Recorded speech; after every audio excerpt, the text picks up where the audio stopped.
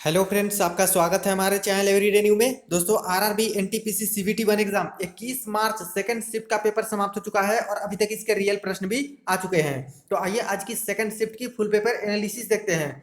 सबसे पहले बात करें कि सेकंड शिफ्ट की पेपर कैसी आई थी और क्या डिफिकल्टी लेवल रखी गई थी। तो देखिए, मैक्सिमम कैंडिडेट के अकॉर्डिंग जिनसे रिव्यू लिए हैं, यहाँ पे ओवरऑल पेपर मॉडरेट बताया जा रहा है। मैथमेटिक्स का जो सवाल आज पूछा गया है फ्रेंड्स, वो यहाँ पे ज्यादा कैलकुलेटिव नेचर वाले ही डाले गए, उसमें टाइम अच्छा खासा गया है। जो डीआई वाले भी 4 से 5 प्रश्न पूछे गए, वहां पे भी काफी क्लोज पॉइंट वाइज आंसर निकालने थे। तो ये दोस्तों कैलकुलेटिव नेचर का आ गया था मैथमेटिक्स। और वहां पे रीजनिंग की बात की जाए तो रीजनिंग भी दोस्तों ओवरऑल इजी टू मॉडरेट ही आया है। अगर जनरल अवेयरनेस का बात करें तो जनरल अवेयरनेस आज फर्स्ट शिफ्ट में थोड़ा डिफिकल्ट था, लेकिन अभी ज्यादा क्वेश्चन करने लायक ही दिए गए थे और कुछ नए क्वेश्चन भी देखने को मिले हैं करंट अफेयर के।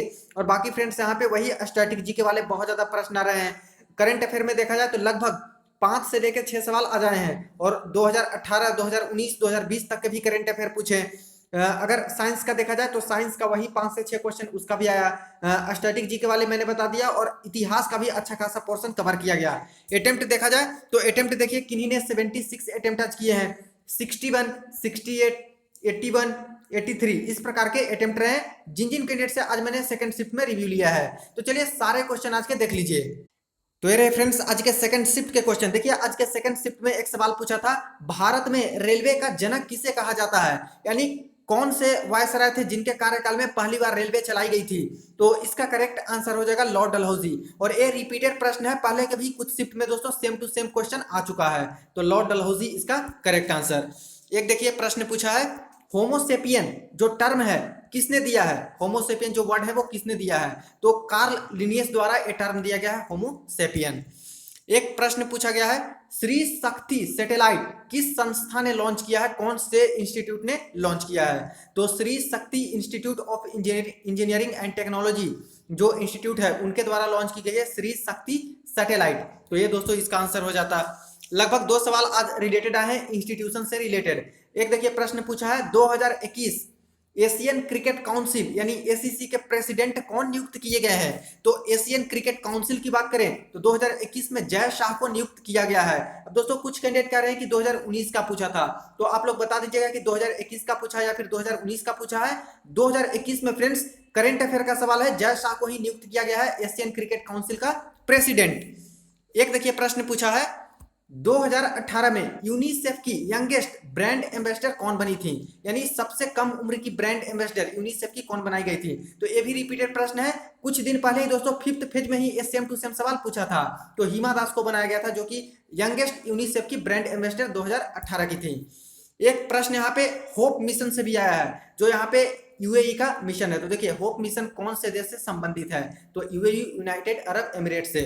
एक देखिए प्रश्न पूछा गया friends, Jim Corbett national park जो है उसकी स्थापना किस जानवर को बचाने के लिए किया गया था, किस एनिमल के प्रोटेक्शन के लिए बनाया गया था। तो Bengal tiger, white elephant, blue whale, इसका आंसर हो जाएगा बंगाल टाइगर। इसके दोस्तों यहाँ पे बचाव के लिए जिम कॉर्बेट नेशनल पार्क की स्थापना की गई थी। एक प्रश्न यहाँ पे देखिए पूछा गया है, बंगाल गजट। देखिए द बंगाल गजट जो सबसे पहली इंग्लिश न्यूज़पेपर थी उसका प्रकाशन कब हुआ था, ये प्रश्न पूछा था, ईस्वी पूछ ली गई थी। तो 1779 ईस्वी में इसका प्रकाशन हुआ था द बंगाल गजट का, जेम्स अगस्टस हिक्की द्वारा। जेम्स अगस्टस हिक्की द्वारा, तो 1779 ईस्वी में। एक देखिए प्रश्न पूछा है, मराठा समाचार पत्र की शुरुआत किसके द्वारा की गई थी। तो जो मराठा समाचार पत्र है इसकी शुरुआत बाल गंगाधर तिलक द्वारा किया गया है। और एक केसरी जो समाचार पत्र है उसका भी संपादक बाल गंगाधर तिलक को ही माना जाता है। तो मराठा और केसरी, केसरी तो पहले भी पूछा गया, आज मराठा पूछा गया दोस्तों, तो इसका भी बाल गंगाधर तिलक हो जाएगा। एक प्रश्न देखिए पूछा है सार्क से रिलेटेड, और 2 सवाल यहाँ पे भेजे गए हैं। देखिए एक तो भेजा गया है कि सार्क का हेडक्वार्टर कहाँ है, तो इसका तो हेडक्वार्टर काठमांडू में हो जाएगा, नेपाल में। लेकिन क्वेश्चन ये आया था कि सार्क डेवलपमेंट फंड, देख लीजिए सार्क डेवलपमेंट फंड की हेडक्वार्टर कहाँ पे है, ये सवाल था।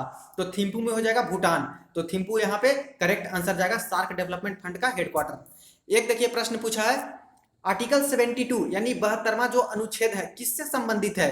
तो राष्ट्रपति के क्षमादान से संबंधित है 72 आर्टिकल। और ये भी रिपीटेड प्रश्न है फ्रेंड्स, राष्ट्रपति को क्षमादान का प्रावधान किस आर्टिकल में वर्णित है, ऐसे प्रश्न आए थे, तो 72 आर्टिकल हो जाएगा। और अभी इसी को पलट के पूछा है कि 72वां जो आर्टिकल है वो किससे संबंधित है, तो राष्ट्रपति के क्षमादान से।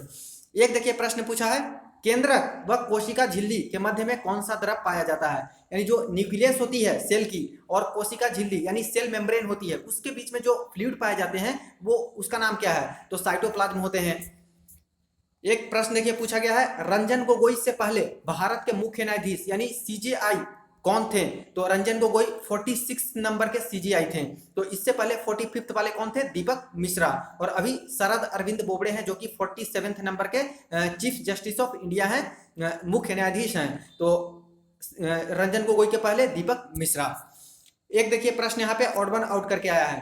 ओम दिया गया था, पास्कल दिया गया था, टाइम दिया गया था और वोल्ट दिया गया था। अब इसमें देखिएगा तो रेजिस्टेंस का एसआई यूनिट होता है ओम, पास्कल यहाँ पे हो जाएगा प्रेशर का यूनिट पास्कल, वोल्ट हो जाएगा यहाँ पे पोटेंशियल डिफरेंस का, और टाइम यहाँ पे कोई भी एसआई यूनिट किसी की नहीं है, टाइम का खुद ही होता है सेकंड। तो यहाँ पे टाइम दिया गया था। तो ऐसे केस में जो ऑड वन आउट वाला है यहाँ पे टाइम हो जाएगा ऑड वन आउट। एक देखिए प्रश्न पूछा है फ्रेंड्स, बाबर का पुराना नाम क्या था? तो बाबर का जो पहले का नाम था वो जहीरुद्दीन था। तो सलीम ऐसे करके 4 ऑप्शन था फ्रेंड्स, उसमें जहीरुद्दीन भी ऑप्शन था, जहीरुद्दीन करेक्ट आंसर हो जाएगा। एक प्रश्न पूछा है, स्वेज नहर किसको किसको अलग करती है यानी किसको किसको जोड़ती है, इस तरह से भी देख सकते हो प्रश्न को। तो जो स्वेज कैनाल है वो लाल सागर और भूमध्य सागर को जोड़ती है, रेड सी और मेडिटेरेनियन सी को। एक प्रश्न पूछा गया हेडक्वार्टर से भी रिलेटेड, और हेडक्वार्टर इस बार पूछी है रेड क्रॉस की, जो रेड क्रॉस संस्था है उसका हेडक्वार्टर कहां पे है? तो जिनेवा स्विट्जरलैंड में स्थित है। एक देखिए प्रश्न आया है, इनमें से कौन शास्त्रीय नृत्य नहीं है यानी कौन सा है जो कि क्लासिकल डांस नहीं है इंडिया की? ओडिसी, भरतनाट्यम, कुचिपुड़ी। देखिए ओडिसी है दोस्तों जो कि यहाँ पे उड़ीसा की क्लासिकल डांस है, भरतनाट्यम की बात करें तो तमिलनाडु की क्लासिकल डांस है, कुचिपुड़ी आंध्र प्रदेश की क्लासिकल डांस है। तो तीनों जो ऑप्शन भेजे गए हैं वो तीनों ही क्लासिकल डांस ऑफ इंडिया है। तो जो फोर्थ ऑप्शन होगा वो क्लासिकल डांस नहीं होगा, शास्त्रीय नृत्य नहीं होगा, उसी को सही करके आना था। एक देखिए प्रश्न पूछा है, सूर्य से पृथ्वी तक लाइट यानी प्रकाश को आने में कितना समय लगता है? जो लाइट सूर्य से पृथ्वी तक आती है उसको कितना समय लगता है? तो 8 मिनट 16 सेकंड एग्जैक्ट यहाँ पे लगता है। तो इसी के इर्द गिर्द ही ऑप्शन होंगे, अगर 8 मिनट 16 सेकंड होगा तब तो सही है, 8 मिनट 12 सेकंड, 8 मिनट 14 सेकंड, इस तरह के भी ऑप्शन अगर रहते हैं तो अभी दोस्तों उसको लगा के आना होगा। तो 8 मिनट 16 सेकंड एग्जैक्ट है। एक देखिए प्रश्न पूछा है, भारत में पहली बार सेवा कर यानी जो सर्विस टैक्स होती है कब लागू किया गया था? तो पहली बार जो सेवा कर है यानी सर्विस टैक्स 1994 ईस्वी में लागू किया था। तो कुछ क्वेश्चन यहाँ पे थोड़े बहुत डिफिकल्ट है लेकिन ज्यादातर क्वेश्चन आज करने लायक जनरल अवेयरनेस के दिए गए।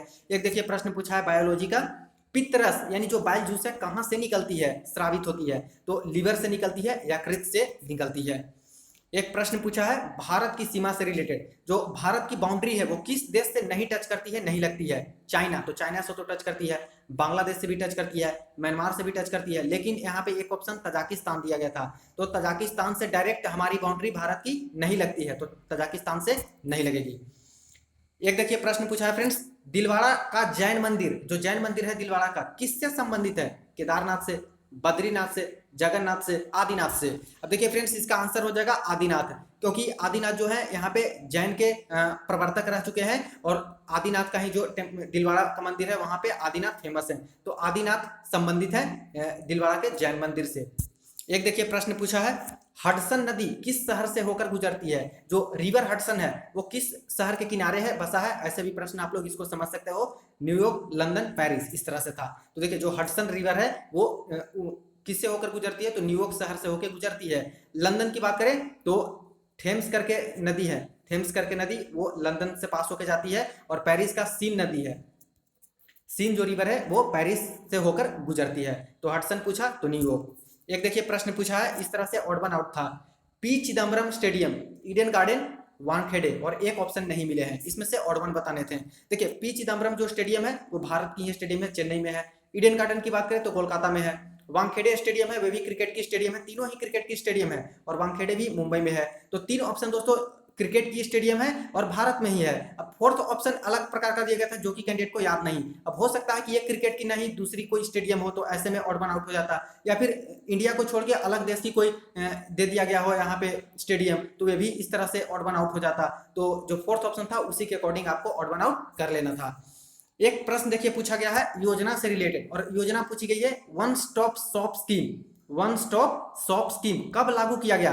तो ये राजस्थान सरकार द्वारा लागू किया गया वन स्टॉप शॉप स्कीम, और जुलाई 2020 में दोस्तों ये लागू किया गया यानी कि पारित किया गया है। एक देखिए प्रश्न पूछा है, पृथ्वी अपने अक्ष पर यानी अपने एक्सिस पे अर्थ कितने डिग्री एंगल पर झुकी हुई है। तो ज्योग्राफी से ये आज सवाल है। तो 23.5 डिग्री की एंगल पे झुकी हुई है पृथ्वी अपने अक्ष पे, अपने एक्सिस पे। एक प्रश्न पूछा गया फ्रेंड्स, संवत कैलेंडर, जो संवत कैलेंडर होती है और ग्रेगोरियन कैलेंडर में कितना अंतर होता है। अब इसके ऑप्शन मुझे नहीं मिल पाए हैं, किन्हीं को याद नहीं थे। तो फ्रेंड्स जो एग्जाम देके आए हैं, किन्हीं को पता होगा करेक्ट आंसर भी या फिर ऑप्शन भी, तो जरूर कमेंट सेक्शन में बता दीजिएगा। तो संवत कैलेंडर और ग्रेगोरियन कैलेंडर में कितना अंतर होता है, कितना डिफरेंस होता है, ये सवाल था। और क्वेश्चन बहुत ज्यादा घुमा फिरा के यही दिया गया था। देखिए एक प्रश्न आया कि 16 बिट्स यानी जो 16 बिट्स में कितने कलर्स होते हैं। तो 16 बिट्स में 65,536 कलर्स होते हैं, इतने रंग होते हैं। कंप्यूटर का सवाल है। एक प्रश्न पूछा गया, प्रयोगशाला अगर रिलेटेड है मैनुअल से तो पुस्तकालय किससे रिलेटेड है। तो ऑप्शन 2 ही भेजा गया है, पुस्तक और पुस्तकाध्यक्ष। अब देखिए जो प्रयोगशाला होती है, लैब होती है, वहां पे हम लोग मैनुअल लेके जाते हैं, लैब मैनुअल, और उसी के अकॉर्डिंग प्रयोगशाला में हम लोग काम करते हैं। तो पुस्तकालय के लिए हम लोग क्या करेंगे, तो पुस्तक उपयोगी होगी। जैसे प्रयोगशाला के लिए मैनुअल उपयोगी होती है, तो पुस्तकालय के लिए पुस्तक उपयोगी होगी। तो इस प्रकार से इसका हो जाता पुस्तक करके। एक दोस्तों और यहाँ पे कंप्यूटर से ही रिलेटेड प्रश्न था, कुछ इंटरनेट करके। उसका पूरा क्वेश्चन कैंडिडेट को याद नहीं था। इंटरनेट ऑप्शन में HTTP करके इस तरह से 4 ऑप्शन दिया गया था। तो ये भी कंप्यूटर का ही प्रश्न है फ्रेंड्स। तो इसी तरह के कंफ्यूजिंग टाइप के एक सवाल इंटरनेट का भी आया है। तो ये रहे जनरल अवेयरनेस के प्रश्न। मैथमेटिक्स की बात करें तो मैथमेटिक्स आज थोड़ी सी मॉडरेट बताई जा रही है, क्योंकि कैलकुलेटिव नेचर था इसीलिए। ऐसा नहीं कि करने लायक प्रश्न नहीं थे, लेकिन टाइम टेकिंग ज्यादा था। ट्रिगोनोमेट्री की बात करें तो 2 सवाल पूछे थे, जिसमें से एक क्वेश्चन हाइट एंड डिस्टेंस का ही दे दिया था। मेंसुरेशन से 2 सवाल आए, जियोमेट्री का 1 सवाल आया है, SICI की बात करें तो 3 क्वेश्चन आए हैं। अलजेब्रा देखा जाए तो 2 से 3 सवाल आए, प्रॉफिट लॉस से 1 से 2 सवाल आए हैं, टाइम एंड वर्क से 1 सवाल बताया जा रहा है, LCM HCF का 2 से 3 क्वेश्चन, नंबर सिस्टम से 1 क्वेश्चन, सिंप्लीफिकेशन और बुडमास को मिला के लगभग 2 से 3 क्वेश्चन, और DI वाले 4 क्वेश्चन पूछे गए फ्रेंड्स, 4 से 5, और सभी को यहाँ पे बहुत क्लोज पॉइंट में यहाँ पे आंसर निकालने थे। मीन मीडियन मोड की बात करें तो मात्र 1 क्वेश्चन पूछा, वो भी मीडियन निकालना था। टाइम स्पीड डिस्टेंस से 1 क्वेश्चन पूछा है। रीजनिंग की टॉपिक देख लीजिए, कथन निष्कर्ष पूर्व धारणा से रिलेटेड लगभग 3 सवाल पूछे, सिलोगिज्म वाले यहाँ पे 2 क्वेश्चन पूछे, कोडिंग डिकोडिंग से 4 से 5 क्वेश्चन पूछे, और यहाँ पे मॉडरेट लेवल बताया जा रहा है। सीरीज की बात करें तो सीरीज 2 से 3 पूछे हैं, अल्फाबेटिकल और मिसिंग नंबर वाले 2 क्वेश्चन पूछे, वेन डायग्राम से 1 भी क्वेश्चन नहीं बताया गया। सीटिंग अरेंजमेंट और पजल की बात करें तो 2 क्वेश्चन आए हैं, जो कि यहाँ पे लेवल डिफिकल्ट बताया जा रहा है। डायरेक्शन की बात करें तो डायरेक्शन यहाँ पे 2 सवाल पूछा है, दिशा परीक्षण वाला, और एनालॉजी और ऑड वन आउट से रिलेटेड लगभग 2 से 3 सवाल पूछे गए हैं। तो ये फ्रेंड्स आज की सेकंड शिफ्ट की पेपर एनालिसिस वीडियो को ज्यादा से ज्यादा दोस्तों के साथ जरूर आप लोग शेयर कर दीजिएगा, चैनल को सब्सक्राइब कर दीजिएगा रेलवे भर्ती की पल पल की अपडेट के लिए।